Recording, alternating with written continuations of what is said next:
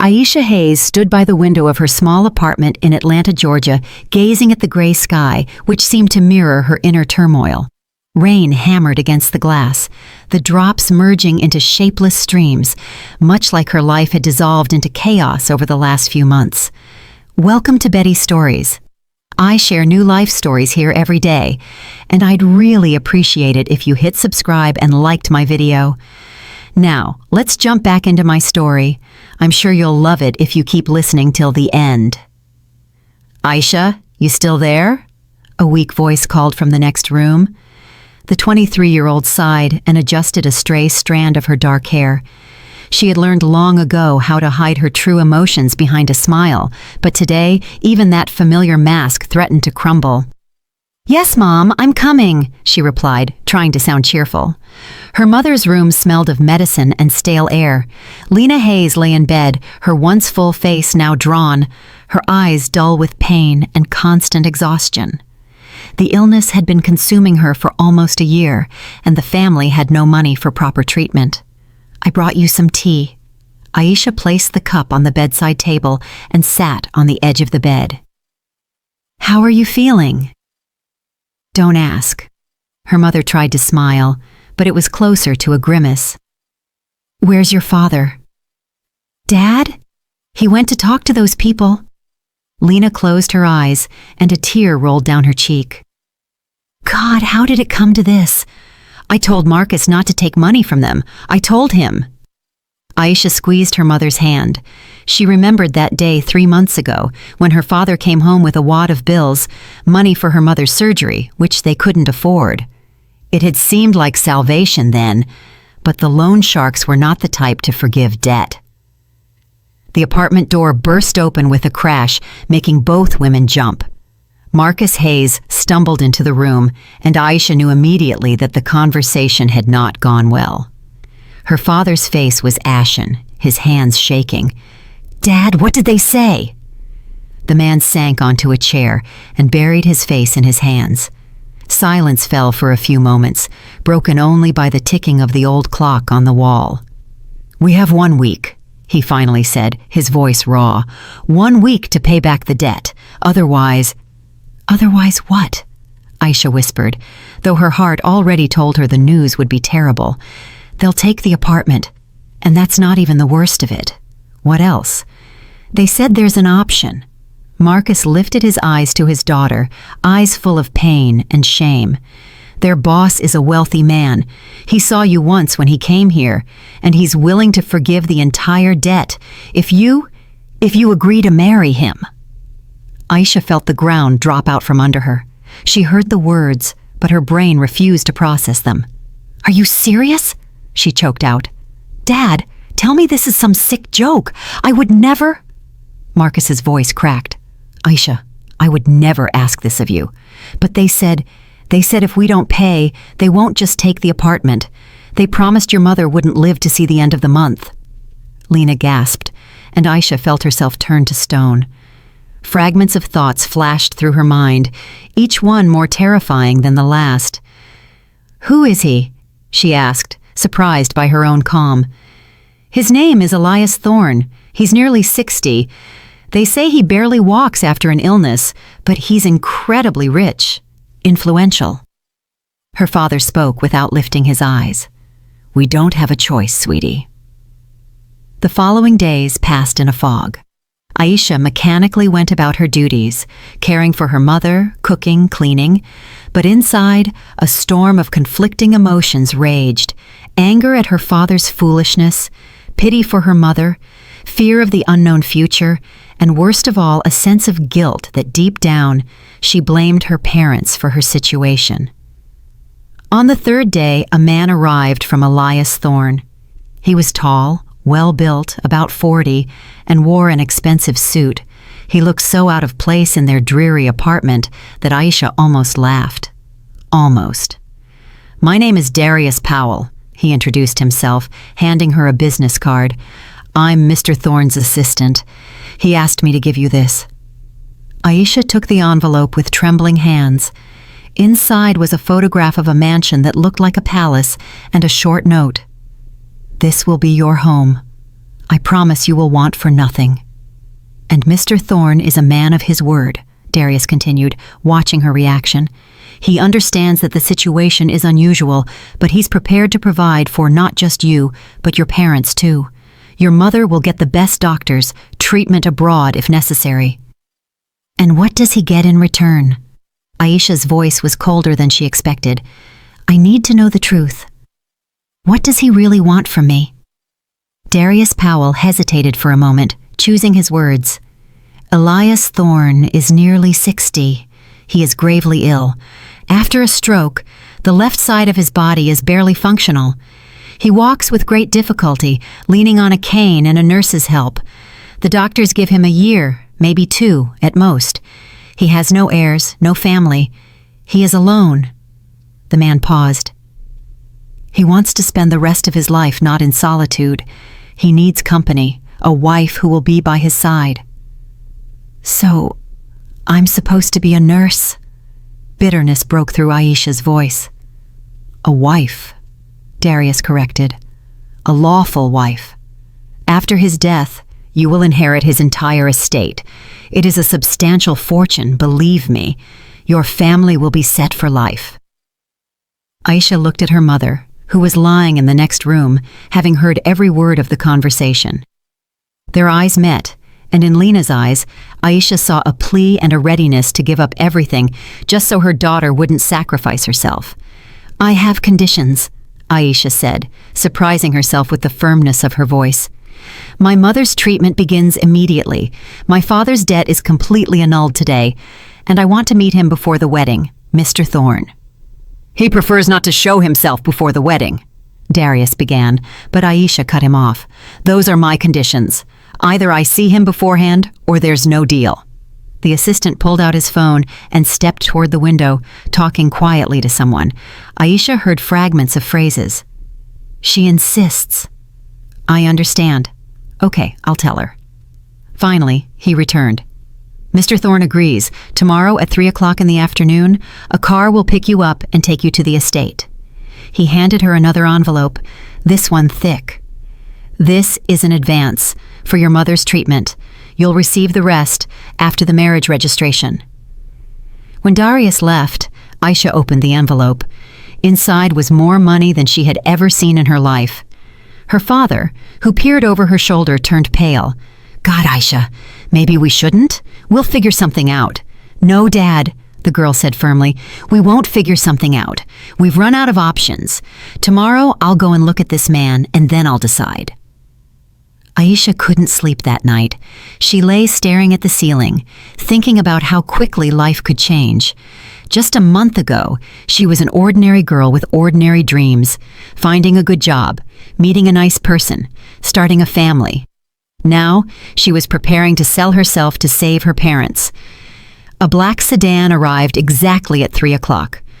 Aisha put on her best dress, a simple dark burgundy one she had saved for special occasions. The irony of the situation did not escape her. She was dressing up to meet the man who had essentially bought her. Her mother cried as she saw her off, while her father stood apart, unable to meet her eyes. Aisha hugged Lena and whispered, "It's going to be okay, Mom. I promise." It was a lie, and they both knew it. The drive to the estate took about an hour. The car drove outside the city limits, winding along narrow roads between fields and groves until it turned into tall gates with gilded flourishes. Beyond the gates, the grounds opened up, more like a park than a yard, with perfectly manicured lawns, fountains, and avenues of old trees. And in the center of all this splendor stood the mansion, a 3-story building with columns and balconies that took her breath away. Darius Powell met her at the entrance. "Welcome," he said with a strained smile. "Mr. Thorne is waiting for you in the library. Please, follow me." Inside, the mansion was even more impressive. Marble floors, crystal chandeliers, paintings in gilded frames on the walls. Aisha felt as though she had stepped into a museum. Their footsteps echoed in the spacious corridors. The library was on the 2nd floor. Darius opened the massive oak door and stepped aside, letting Aisha enter first. The room was huge, with walls lined floor to ceiling with books. Near the window, seated in a chair with his back to the door, sat a man. Aisha could only see his silhouette, broad shoulders, and gray hair. "Mr. Thorne, your guest," the assistant announced and left, closing the door behind him. A heavy, oppressive silence fell. The man did not turn, and Aisha didn't know what to do, approach or wait. Finally, she took a few steps forward. "Hello." Her voice was quieter than she intended. "Come closer," a deep voice commanded. "I want to see you." Aisha slowly walked around the chair and stopped. Before her sat a man whose face was concealed by a strange half-mask that covered the upper part of his face and one eye. Only his chin, covered in gray stubble, and his thin lips were visible. His left arm lay lifelessly on the armrest, while his right hand rested on the pommel of a cane. "Don't be afraid," he smirked, noticing her reaction. "The stroke spared neither body nor face. The left side is paralyzed, the face is distorted. An unpleasant sight, I agree. That's why I wear this mask." Aisha swallowed.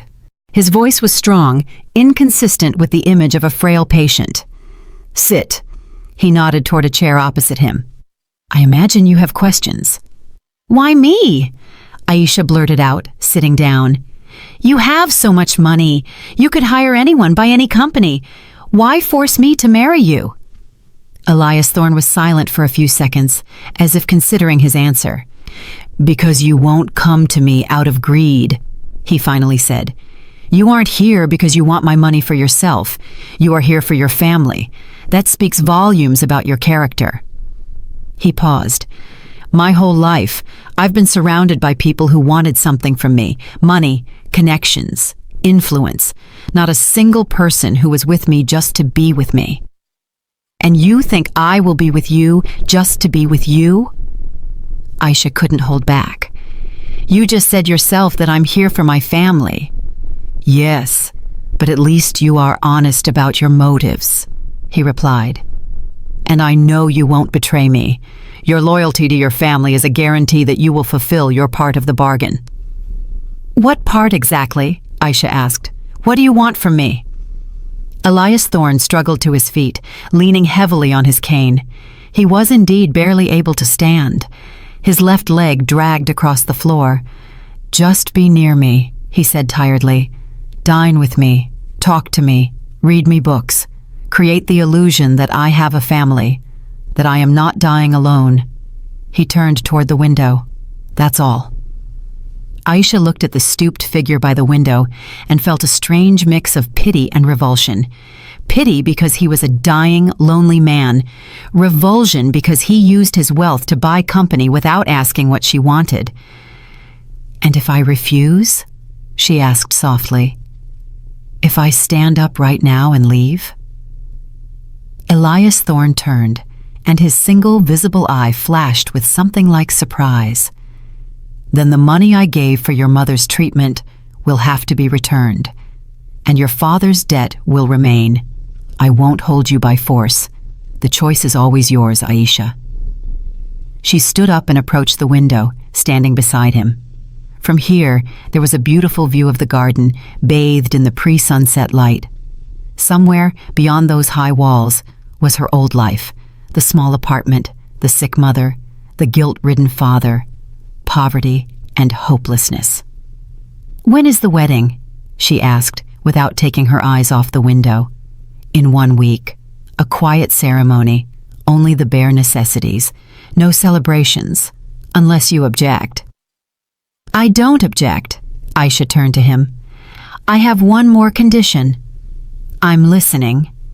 "I want to continue visiting my parents regularly, and I want them to be able to visit here when Mom feels better." Elias Thorne nodded. "Of course, this is your home now. You can invite anyone you wish." He took a few steps toward the door. Each step was a visible effort. "Darius will show you the rooms. You can choose anyone you like except mine. Your belongings will be brought tomorrow." "Wait," Aisha stopped him. "I haven't given a final yes yet." The man turned, and his lips curved into a semblance of a smile. "But you've already made your decision. I can see it." He opened the door. "Welcome to the golden cage, Aisha." When the door closed behind him, The girl sank back into the chair and covered her face with her hands. There were no tears. She had seemingly cried them all out in the last few days. Only emptiness and exhaustion remained. Darius Powell appeared about 10 minutes later and led her through the mansion. There were so many rooms that Aisha lost count. Living rooms, dining rooms, billiard rooms, a gym, a winter garden. The bedrooms were on the 3rd floor, an entire suite of rooms with high ceilings and huge windows. This part of the estate is entirely at your disposal, the assistant explained. Mr. Thorne occupies rooms on the 1st floor. It's difficult for him to use the stairs. You may choose any bedroom. Aisha stopped by a room in the corner of the building.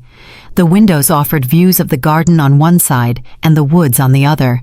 The room was bright and spacious, the furniture substantial but not ostentatious. "This one," she said. "An excellent choice." Darius approved. "Someone used to live here." He stumbled. "Never mind. Tomorrow, I'll arrange for your personal belongings to be brought here. And now, allow me to escort you to dinner. Mr. Thorne expects you in the small dining room at 7 o'clock. Left alone, Aisha walked to the window and leaned her forehead against the cool glass. Down below, a gardener was clipping hedges. A peaceful, ordinary scene. But inside Aisha, everything was churning. She remembered Elias Thorne's words about the golden cage, how accurately he had put it.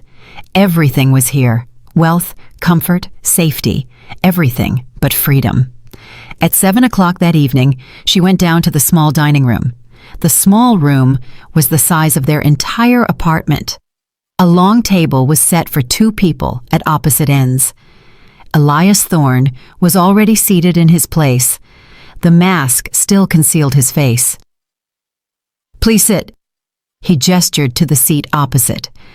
Dinner passed in an oppressive silence. Aisha barely touched her food, though the dishes were exquisite. Elias Thorne ate slowly, awkwardly handling his fork with his right hand. "Tell me about yourself," he finally said.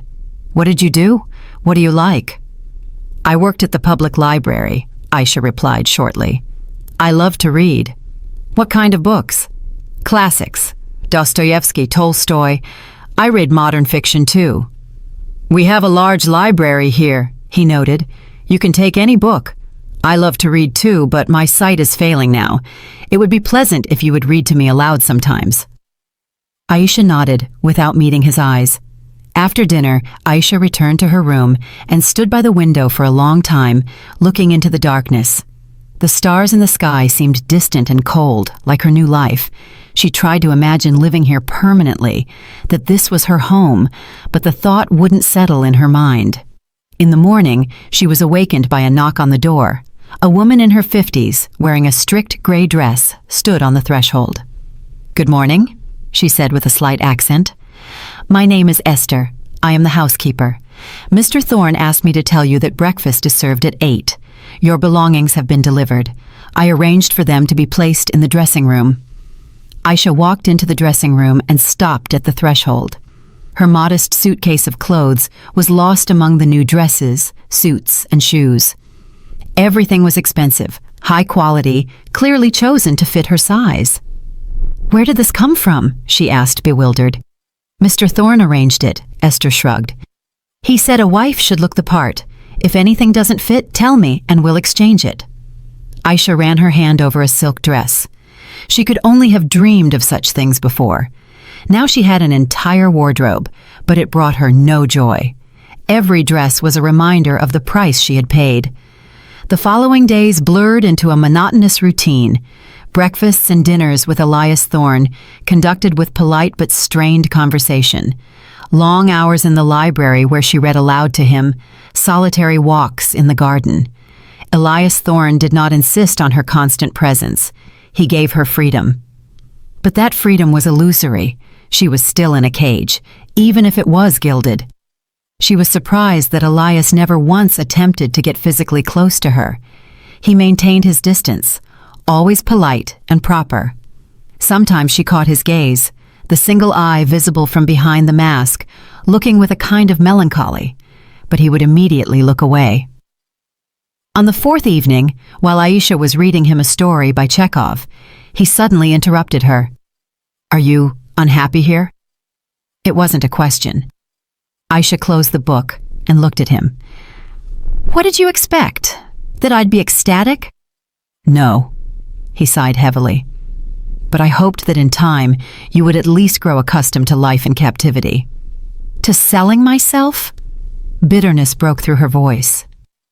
You saved your family, he countered. It's not a sale, it's a sacrifice.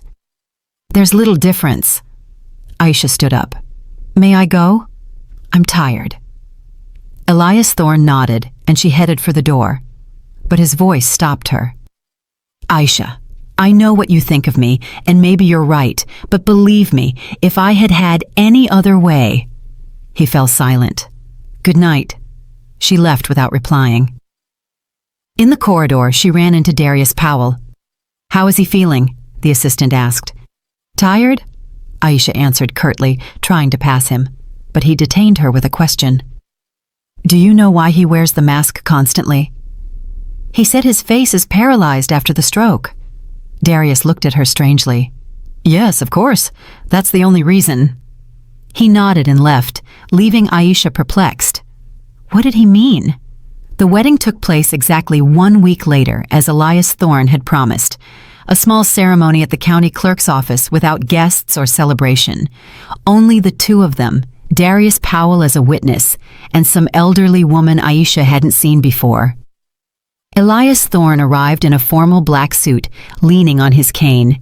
The mask still concealed half of his face. Aisha wore a simple white dress, one of the new additions to her wardrobe.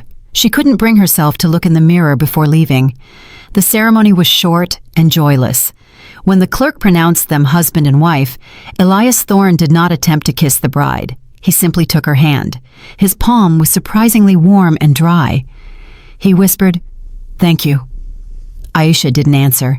A lump in her throat kept her from uttering a word. After the registration, Darius Powell drove them back to the estate. On the way, Aisha stared out the window, not seeing the passing scenery. She was now officially Mrs. Thorne.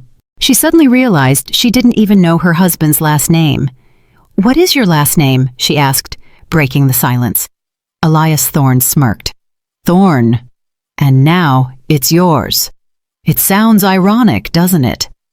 Thorns are hardly a symbol of loyalty and love, but for us..." He didn't finish the sentence, but Aisha understood. They had a contract, a deal, but certainly not love. That evening, Esther appeared in Aisha's room with a tray. "Mr. Thorne asked me to tell you that dinner will be in his quarters," the housekeeper said, placing the tray on the small table. "He expects you at 9 o'clock this evening." "In his quarters?" Aisha repeated, her heart beating faster. "But we always dine in the dining room." "Today is a special day." Esther avoided her gaze. The wedding, after all. When the housekeeper left, Aisha sank onto the bed. Her hands were shaking. She knew this moment had to come, but she was still unprepared. All day she had convinced herself that Elias was too sick, too frail for conjugal relations. But what if she was wrong? At 9 o'clock, gathering all her resolve, she went down to the first floor. Elias Thorne's rooms were in the east wing of the mansion, where she had never been before. The corridor was dimly lit. Shadows danced on the walls. She knocked on the massive door. "Come in," his voice called out. The room was unexpectedly modest. A large bed with a dark coverlet, a few armchairs, bookshelves, a lit fireplace. A small table was set for dinner for two, with candles, wine, and exquisite dishes. Elias Thorne stood by the fireplace, still wearing his mask. He turned as he heard her steps. "Don't be afraid," he said, as if reading her mind. "I won't. I just asked you to have dinner. Traditionally, a couple spends their first night together, but I understand that would be too much for you." Aisha felt a wave of relief, immediately replaced by shame. She sat down at the table, avoiding his eyes. "I wanted to talk about the rules of our life together," Elias Thorne continued, taking a seat opposite her. "You are free to do whatever you want. Meet friends, travel wherever you wish. The money is at your disposal. I have no intention of controlling you." Then why all this? Aisha blurted out. If you don't need a real wife, why the marriage? Elias Thorne poured wine into 2 glasses. I need company, he said simply. Someone who will be here, in this house. Someone I can talk to in the evening. Someone who will be near when the end comes. He fell silent, gazing into the fireplace. You can't imagine how terrifying it is to die alone. There was such sorrow in his voice that Aisha felt an unexpected pang of pity. Tell me about yourself, she requested. Who are you? Where did the money come from? Why are you alone? Elias Thorne was silent for a long time, then sipped his wine. A long and sad story. I'm sure you don't want to hear it. I do, Aisha insisted. If we are husband and wife now, I should at least know who I'm living under the same roof with. Elias Thorne leaned back in his chair. His fingers clenched the glass. The fire in the fireplace cast strange shadows on his figure, making him look like a ghost from the past. I was born into a poor family, he began. My father drank. My mother worked 2 jobs to feed my brother and me. I understood from childhood that if I wanted to achieve anything, I'd have to fight my way up. I studied hard, went to college, worked wherever I could. He paused. And then came the big boom. Chaos, opportunities, risks. I took a risk, took out a loan, started a small business. I got lucky. The business took off. Then another, and another. After 10 years, I was wealthy. After 20, very wealthy. And were you alone all that time? Aisha asked. No. Bitterness entered his voice. I was married. Celeste. She was beautiful, smart. I thought I loved her. We married when I was 35. We had a daughter. Aisha flinched. A daughter. So he had a family. What happened? She asked softly. I was too busy with business. Elias Thorne looked into the fire without blinking. Constant travel, meetings, deals. I thought I was providing for them, giving them the very best. But in reality, I was just absent. Celeste felt lonely. And then she met another man, my former business partner. His voice grew harsh. They had an affair behind my back for an entire year. When I found out, I caused a scene. Celeste took our daughter and left with him. And your daughter? How old was she? 12. Her name was Zoe. He clenched his fist. I tried to fight for her, but my wife turned the child against me. She said I abandoned them, that money was more important to me. Zoe stopped talking to me. And then there was the accident. Aisha froze, sensing something terrible. Celeste and her new husband were driving. Zoe was with them. A drunk driver crossed into oncoming traffic. Elias Thorne fell silent, and Aisha saw his hand tremble. All 3 died instantly. Zoe was 16. I am so sorry, Aisha whispered, and for the first time her sympathy was genuine. After that, I shut everyone out. Elias Thorne continued. I immersed myself in work even more. I built this estate. I thought I would create some kind of family nest here, where I could bring my grandchildren someday. Foolish, right? He smiled bitterly. And then the stroke happened. The doctor said, stress, overwork, age. I found myself chained to this trap of a body, half of which doesn't work. Aisha looked at him, and something shifted inside her. This wasn't just a rich old man who bought a young wife. This was a broken man who had lost everything that mattered. That's why you wear the mask, she said. Not just because of the paralysis. Elias Thorne nodded. I don't want to see pity in people's eyes. It's enough that I see it in the mirror every morning. They sat in silence, broken only by the crackling of wood in the fireplace. Aisha pondered what she had heard. Her own pain hadn't vanished, but now she understood that Elias was suffering too. The room I chose, she said suddenly. Darius Powell started to say someone lived there before. Was it Zoe? Elias Thorne flinched, as if struck. Yes, he managed.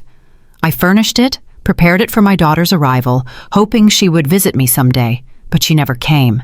After her death, I ordered the room closed. No one entered it for almost 7 years.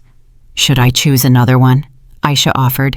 No, he answered sharply. On the contrary, let there be life in that room again. Let it not stand as an empty mausoleum. He stood up, leaning heavily on his cane. It's late. You should go rest. Aisha stood but lingered at the door. Mr. Thorne, thank you for telling me. I truly am sorry. It's all in the past. He waved her off, but she could see how tense his shoulders were. Good night, Aisha. Aisha went up to her room and couldn't sleep for a long time. Elias Thorne's story haunted her. She imagined the small Zoe, who lived within these walls only in her father's dreams, the girl who never knew she had a home waiting for her return. In the morning, Aisha woke up to the sound of rain. Gray drops drummed against the glass, turning the garden outside into a blurry watercolor. She got dressed and went down to breakfast, but Elias was not at the table. He's not feeling well, Esther explained, pouring her coffee. The doctor is with him now. He said he should feel better by lunchtime. Is it serious? Aisha asked, surprised by her own concern. An exacerbation. It happens after stress or overexertion. The housekeeper shook her head. Yesterday was hard for him. The wedding, talking about the past. Aisha felt a pang of guilt. Can I visit him? Esther raised her eyebrows in surprise. Of course. You're his wife now. Just wait until the doctor finishes his examination. Aisha spent the morning in the library trying to read, but her thoughts constantly returned to Elias. Around noon, Darius Powell appeared. Mr. Thorne asks you to come in, if you don't mind. She followed him to her husband's quarters. Elias Thorne was lying in bed, pale, but he still hadn't removed the mask. Seeing Aisha, he tried to raise himself, but she gestured for him to stay. Lie still. How do you feel? I'll live. He smiled faintly. I'm sorry I ruined your first day of marriage. Nonsense. Aisha pulled a chair closer to the bed and sat down. You need to rest. Maybe I should read something to you? Elias looked at her in surprise. You don't have to. I know, but I want to. She picked up the book on the bedside table, a collection of Chekhov's short stories, and began to read. Her voice was calm and melodious, filling the room. Elias Thorne closed his eyes, and for the first time in days, the expression on his face became peaceful. She read for about an hour. When she finished the story, she saw that Elias was asleep. She quietly stood up, preparing to leave, but his voice stopped her. Don't go, please. Aisha turned around. He hadn't opened his eyes, but his hand was slightly outstretched toward her. Just sit here. I feel better when you're near. She returned to the chair and they sat in silence. The rain outside grew heavier, turning into a downpour. The fire crackled in the fireplace. And in that quiet, Aisha suddenly realized that she didn't feel as burdened as before. Something had changed after yesterday's conversation. That evening, when Elias was better, they dined together in his room. He ate little, but was in a better mood. Your mother, he said between courses. Darius arranged it with the clinic. She'll be brought in for a full diagnostic exam the day after tomorrow. The best specialists. Thank you. Aisha felt tears welling up. You can't imagine how much this means to me. I can imagine. He took a glass of water. Family is the most precious thing. I realized that too late. But you still have time. You have your whole life ahead of you. You do too, Aisha countered. Doctors can be wrong. Elias Thorne smiled sadly. My dear, I've already made peace with it. But I'm grateful to fate for sending you to me, if only at the end. They stayed up late together, talking about everything and nothing. Elias shared stories from his youth, and Aisha spoke about the library where she worked and the books she loved, and with every passing minute, the wall between them grew thinner. When Aisha returned to her room, it was past midnight. She lay in bed and closed her eyes, but sleep wouldn't come. Elias Thorne's voice echoed in her head. I feel better when you're near. Such a simple phrase, yet so full of loneliness. Then she heard a scream. Aisha sprang out of bed and without hesitation rushed down the stairs. The cry came from Elias's quarters, desperate, full of pain. She flung the door open and froze on the threshold. Elias Thorne was lying on the floor near the bed, curled up in agony. The mask had slipped off to the side, revealing part of his face. His overturned cane lay beside him. "Mr. Thorne," Aisha rushed to him. "What happened?" "I fell," he forced out through clenched teeth. "I tried to get to the bathroom. My leg gave out." "Don't move." She grabbed the phone she saw on the nightstand and dialed the number saved under the name Darius. The assistant answered after the third ring, his voice groggy. "Come immediately and call a doctor. Mr. Thorne has fallen." While they waited, Aisha cautiously helped him sit up, leaning his back against the bed. Elias Thorne was breathing heavily, his face contorted with pain. The mask was now dangling from its cord, fully exposing his face. Aisha saw him completely for the first time. The left side was indeed paralyzed, the eyelid drooping, the corner of his mouth frozen in an unnatural position. But that wasn't what made her hold her breath. Even through the traces of illness, through the gray hair and wrinkles, she saw features that seemed vaguely familiar, something in the shape of his cheekbones, the line of his jaw, the set of his eyes. "Don't look." Elias Thorne tried to turn his head, but Aisha gently stopped him. "It's okay. You know I'm not squeamish." She took a towel from the armchair and carefully wiped the sweat from his forehead. "Where does it hurt the most?" "My leg. I think I twisted my ankle." 10 minutes later, Darius Powell rushed in, followed by the doctor, an elderly man with gray temples and tired eyes. While the doctor examined Elias, Aisha stood aside but had no intention of leaving. "A sprain," the doctor confirmed, "a severe bruise. We need to immobilize it. Several days of bed rest are essential." "I'll manage," Elias began, but the doctor interrupted him. "You need help, constant help. You cannot be alone, Mr. Thorne. In your condition, any fall could end up much worse." "He has me," Aisha said, surprising even herself. "I'll take care of him." The three of them, Elias, the doctor, and Darius, stared at her. "Aisha, you don't have to," Elias began, but she raised her hand.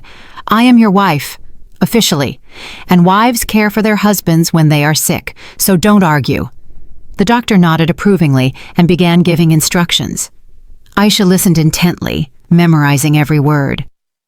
When the doctor and Darius Powell finally left, she helped Elias move onto the bed.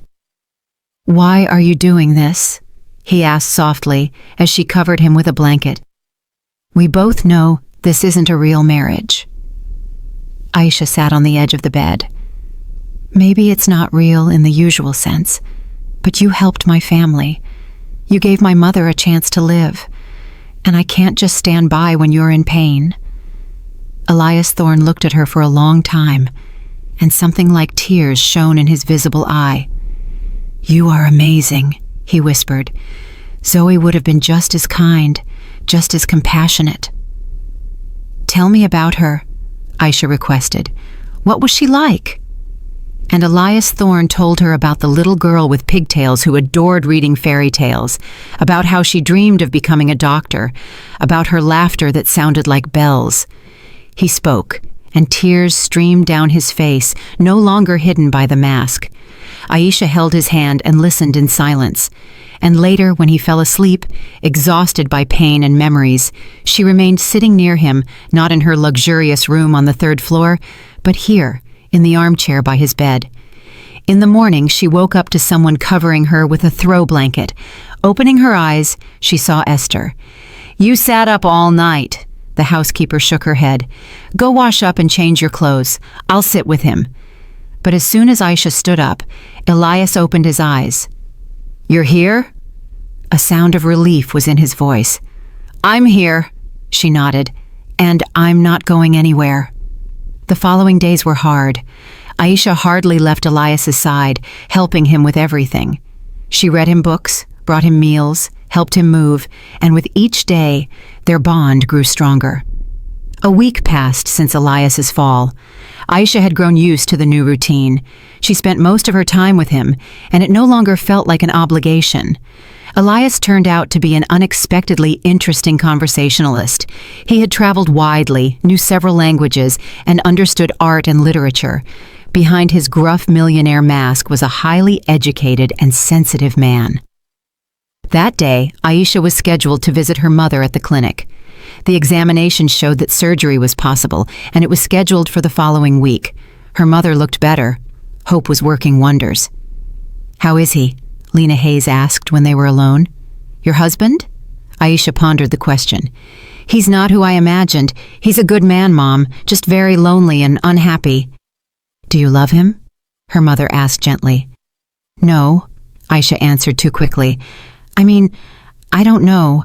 It's not love in the usual sense, but I'm not indifferent to what happens to him, and it's not hard for me to be near him anymore." Lena took her hand. "You know, Aisha, love comes in different ways. It doesn't always strike like lightning, like in the romances. Sometimes it grows slowly, from care, from understanding. Maybe what you feel is the beginning of something real." Returning to the estate that evening, Aisha found an unusual stir. An unfamiliar car was parked at the entrance, and in the hall she bumped into a tall man in his 50s wearing an expensive suit. "And you must be Elias's new wife," he said with an unpleasant smirk. "Well, I have to hand it to my brother. He always had excellent taste." Aisha stopped dead in her tracks. "Brother, excuse me, I didn't introduce myself."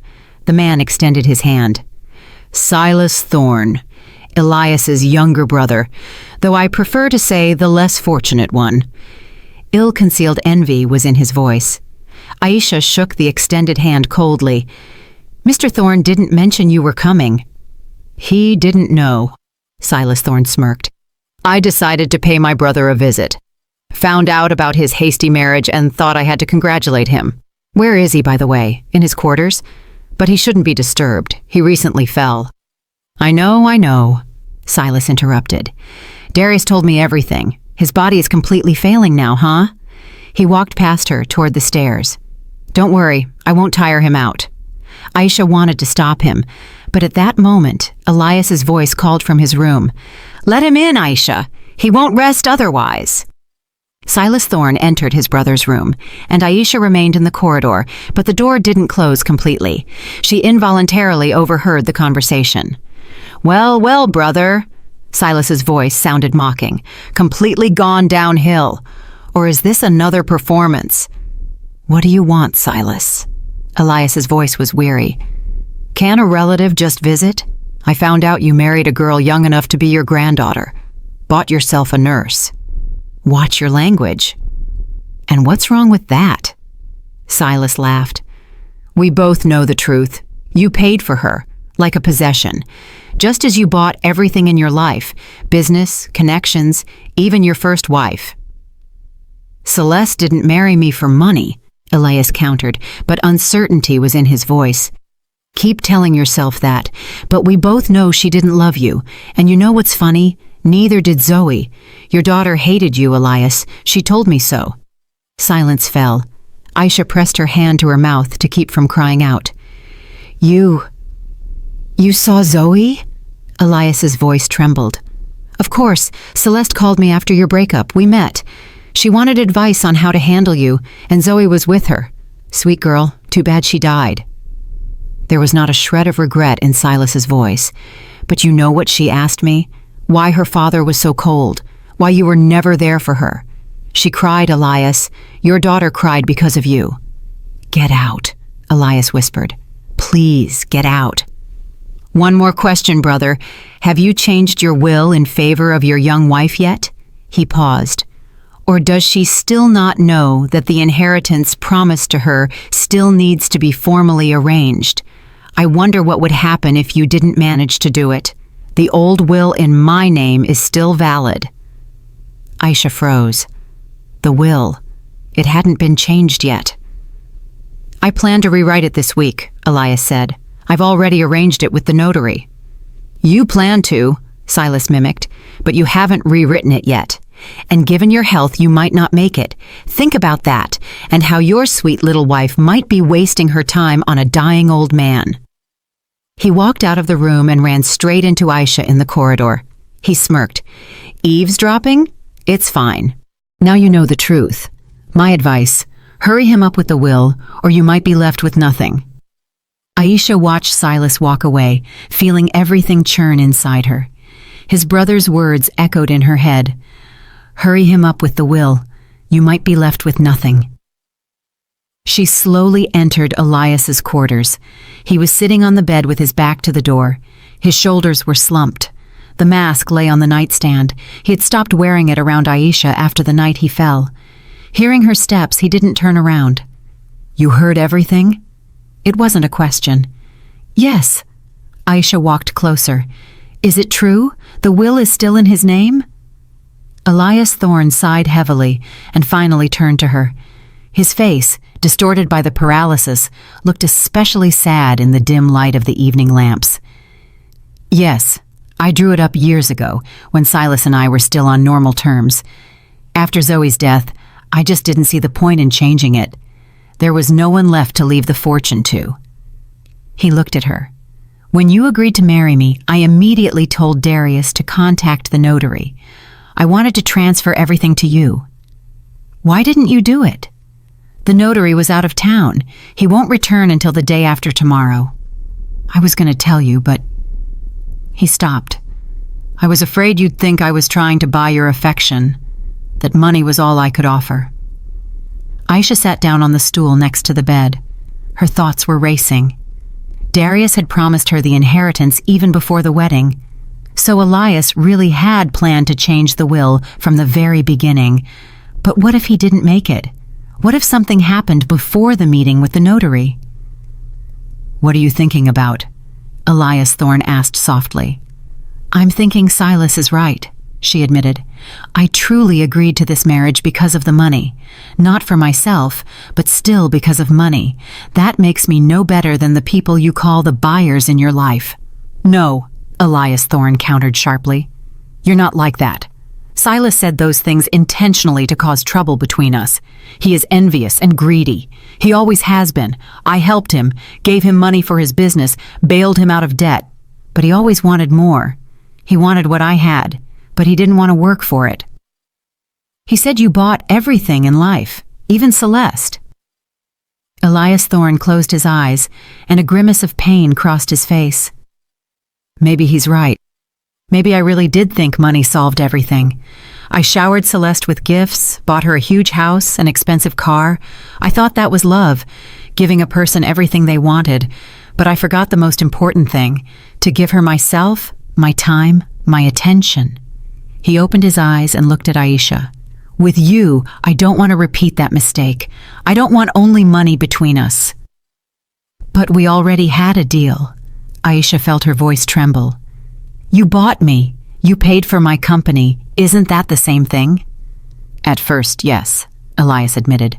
"But now, Aisha, tell me honestly. When you sat by my bed the night I fell, when you read me books, cared for me this past week, did you do it only because I paid for your mother's treatment? Or was there something else?" Aisha remained silent. She didn't know what to answer because she didn't fully understand her own feelings. When she cared for Elias, it wasn't a burden. Moreover, she worried about him. She was concerned when he was unwell. But was it love or simply pity for a lonely, sick man? "I don't know," she finally admitted. "I truly care about what happens to you, but I can't say I love you. That would be a lie. I'm not asking for love." Elias Thorne reached out and gently covered her hand with his. "I'm just asking you not to leave, to stay with me until the end. And not because of the money, not because of the will, but simply because I feel better when you're near." Aisha looked at their joined hands. His palm was warm.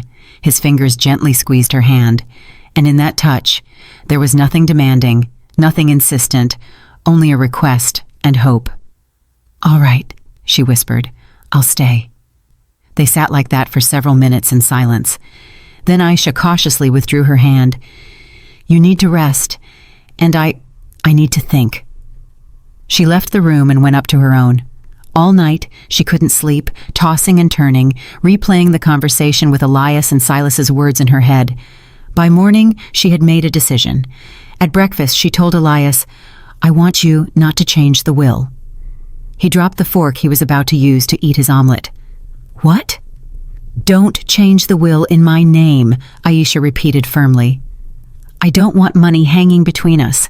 I don't want to think about the inheritance every time you feel unwell. And I don't want you to think I'm only here for that reason." "Aisha, this is insane." Elias Thorne shook his head. "You married me on the condition that you would receive security." "I can't." "You can," Aisha interrupted him. "You owe me nothing. Mom is already receiving treatment. Dad's debt is closed. That's enough. The rest is only if I truly deserve it. Not as a contract wife, but as—" She paused, searching for words. "As someone you genuinely held dear." Elias Thorne looked at her for a long time, and tears glistened in his visible eye. "You are amazing," he whispered. "Absolutely amazing. I just don't want to live with the thought that I'm waiting for you to die for money," Aisha confessed. "What you've already done for my family is enough. And if you still want to leave me something, only do it when you are certain I deserve it, not before." Darius Powell appeared in the doorway. "Mr. Thorne, the notary became available sooner. He can come this evening if that's convenient for you." Elias and Aisha exchanged glances. He raised an eyebrow questioningly, and she nodded. The decision was made. "Tell him I've changed my mind," Elias Thorne told the assistant. "I won't be changing the will." Darius Powell looked at both of them in surprise, but remained silent, just nodding and leaving. The following days passed in a strange tension. Aisha felt that her decision to refuse the will had changed something between her and Elias. He looked at her differently, with a kind of reverence and tenderness that hadn't been there before, and she herself found herself missing him more often when he wasn't around. Her mother's surgery was successful. Aisha spent the entire day at the clinic holding her father's hand, who was beside himself with worry. When the surgeon came out of the operating room and reported that everything went well, Marcus Hayes burst into tears, and Aisha felt the weight that had been crushing her for months finally lift from her shoulders. That evening, she returned to the estate, tired but happy. Elias Thorne was waiting for her in the library, and when she shared the news, he truly smiled, despite his distorted face. "I'm happy, Aisha. Very happy for you and your family. It's all thanks to you." She sat down next to his armchair. "If it weren't for you, Mom wouldn't have lived to see the surgery." "Then I did at least one thing right in this life." He took her hand in his. "You know, I've been thinking about what you said about the will, and I want you to know, I'll still take care of you. Maybe not through the will, but there are other ways. A trust fund, for example. Silas won't be able to contest that." "Mr. Thorne, please." He squeezed her hand. "Allow me to do this, not because you're my contract wife, but because you've become dear to me, very dear. And I cannot allow you to be left with nothing after my death while Silas swims in money." Aisha looked into his eyes and saw such sincerity that she couldn't refuse. "All right, but only a reasonable amount, not the entire fortune. Deal?" Elias Thorne sighed with relief. They sat in the library late into the evening, talking about books, about life, about dreams. Elias spoke of the places he had been, the countries he wished he could show Aisha if his health allowed. She listened, imagining those journeys, and sadly realized they would never happen. "What are you thinking about?" Elias Thorne asked, noticing her sad gaze. "I'm thinking it's unfair. You know so much. You've seen so much. And now you're confined to this house, this chair." She paused. "You dreamed of showing me the world, but we both know that's impossible. Not everything is lost." Elias Thorne smiled unexpectedly. "I have an idea, but it's a surprise. You'll find out tomorrow." The next morning, Aisha woke up to a knock on the door. Esther brought a tray with breakfast and smiled mysteriously. "Mr. Thorne asked me to tell you to dress warmly and come down to the main entrance at 10 o'clock. "What's happening?" Aisha asked, intrigued. "You'll see." The housekeeper only smiled enigmatically. Exactly at 10 o'clock, Aisha went downstairs. Elias Thorne was waiting for her at the entrance, dressed in a warm coat and leaning on his cane. Darius Powell stood nearby. "We're going for a ride," Elias announced. "I want to show you a place." They got into the car, a spacious SUV with comfortable seats, and drove off. The journey took about an hour. Aisha watched the scenery pass by the window. Fields, groves, small towns. Elias was silent, but a smile played on his face. Finally, they pulled up to a small lake surrounded by woods. The shore was scattered with colorful autumn leaves. The water was calm and clear, reflecting the sky. Right by the water stood a wooden gazebo with a view of the lake. "This is my favorite spot," Elias said when they got out of the car. Darius helped him reach the gazebo. "I bought this land years ago. I wanted to build a house here, but I never got around to it. And then the stroke happened, and I decided I wouldn't return here. Too far, too difficult with my health." "So, why did we come?" Aisha asked, sitting down next to him on the bench in the gazebo. "Because I realized, if not now, then never." Elias Thorne looked at the lake. "I can't show you Paris or Rome. I can't take you to the mountains or the sea, but I can share what is precious to me. This place, this beauty." Aisha felt a lump in her throat. She looked at the lake, at the trees reflected in the water, at the quiet, peaceful scene around them, and understood that it was truly beautiful, perhaps even more beautiful than foreign sights. "Thank you," she whispered. This is a truly special place." They sat there for more than an hour, simply enjoying the quiet and the peace. Elias Thorne talked about how he found the lake, how he dreamed of building a small home for his family here. Aisha listened and imagined what his life could have been like if things had turned out differently. On the way back, Elias Thorne dozed off in the car, resting his head on Aisha's shoulder. She sat motionless, afraid to wake him, and looked at his face. Even distorted by paralysis, it now seemed familiar to her. Once, she had only seen an old, sick man who bought her. Now she saw a person with a broken heart who was trying to find some warmth before the end, and she suddenly realized that she had fallen in love. Not passionately, not madly, but quietly, deeply, truly. The thought shocked and frightened her at the same time. She had fallen in love with a dying man, a man who had so little time left. That evening, while Elias Thorne was resting after the trip, Esther knocked on Aisha's door. The housekeeper's face was troubled. "We have a problem," she said softly. "I overheard Darius Powell's phone conversation. He was talking to Silas Thorne about Mr. Thorne's health, about him leaving the house today. Silas asked when this end might come, and Darius replied, 'Soon, very soon.'" Aisha went cold. "You think I don't know what to think?" Esther shook her head. "But I don't like what I heard.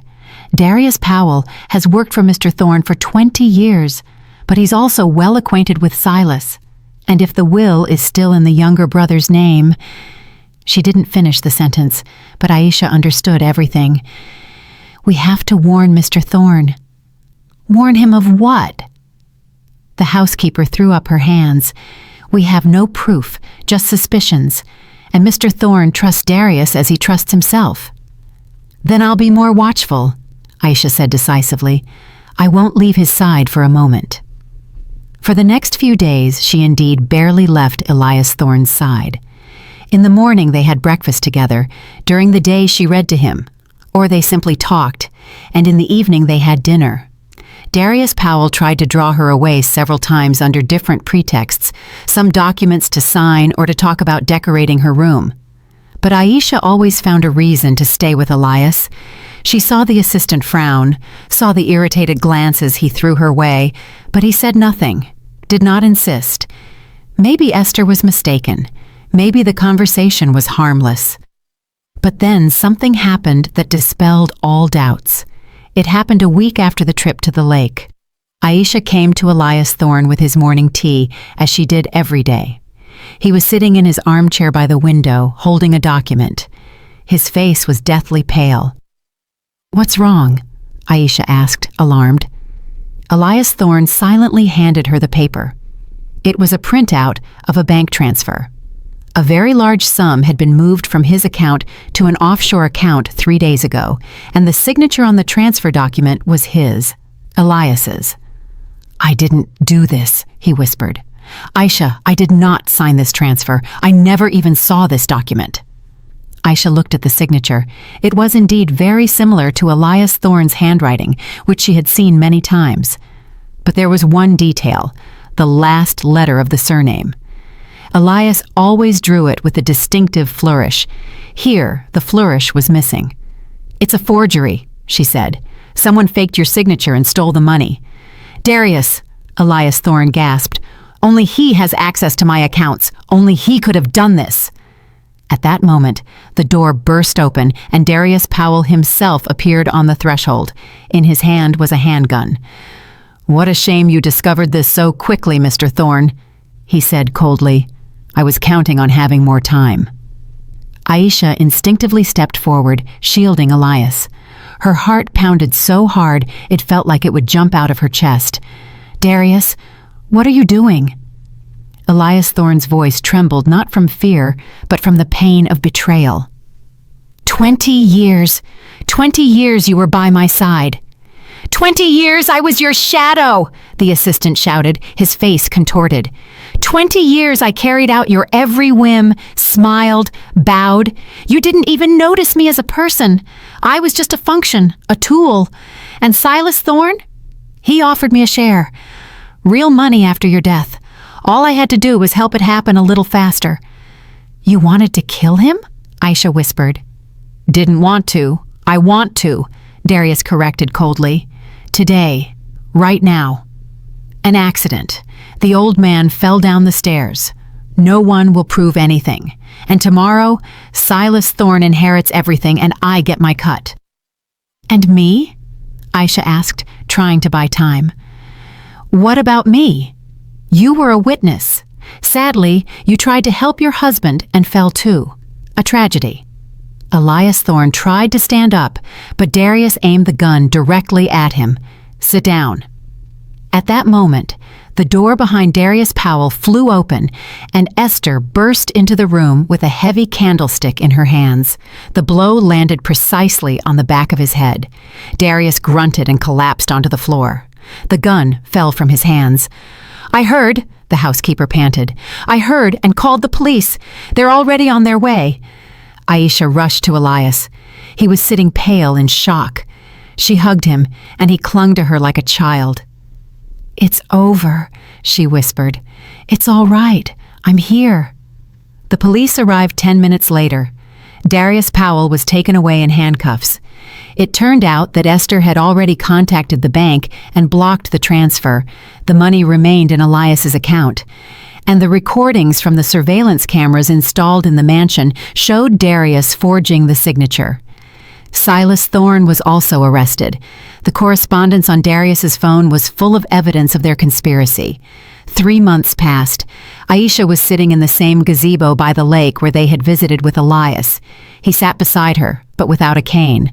The rehabilitation, which began after Darius's arrest, yielded unexpected results. It turned out that some of the symptoms were exacerbated by medication that the assistant had secretly been administering. Without those additives, Elias began to recover. "What are you thinking about?" he asked, taking her hand. "About the strange journey we had to take." Aisha looked at his face. The paralysis hadn't vanished completely, but it was significantly reduced. He no longer wore the mask. "We started as strangers bound by a contract," Elias finished. "And now? Now we're family, a real family, without contracts or conditions." "You know what's funny?" Aisha smiled. "On our wedding night, I thought that when you took off your mask, I would see a monster. But I saw a person. just a person who needed love. And you gave me that love. Elias Thorne leaned in and kissed her. Gently, carefully, the first real kiss in all their months of marriage. In the distance, on the shore of the lake, builders were laying the foundation for the house, the very one Elias had dreamed of. Now it was no longer a dream, but reality, their future. And in Elias Thorne's jacket pocket was a new document, a will that transferred his entire estate to Aisha. Not because she was his contract wife, but because she had saved his life and, more importantly, given him love. I'm really glad you're here and that I could share my story with you. If you liked it, show me by liking the video and subscribing to my channel. Let's see how many of us there are. Write in the comments which city you're watching from and what time it is. I'm so curious to know where all you wonderful people are tuning in from. If you want to support me a little extra, you can also send a small donation. I share new life stories for you every single day. And now, 2 of my most popular stories will pop up on the screen so you can choose what to watch next.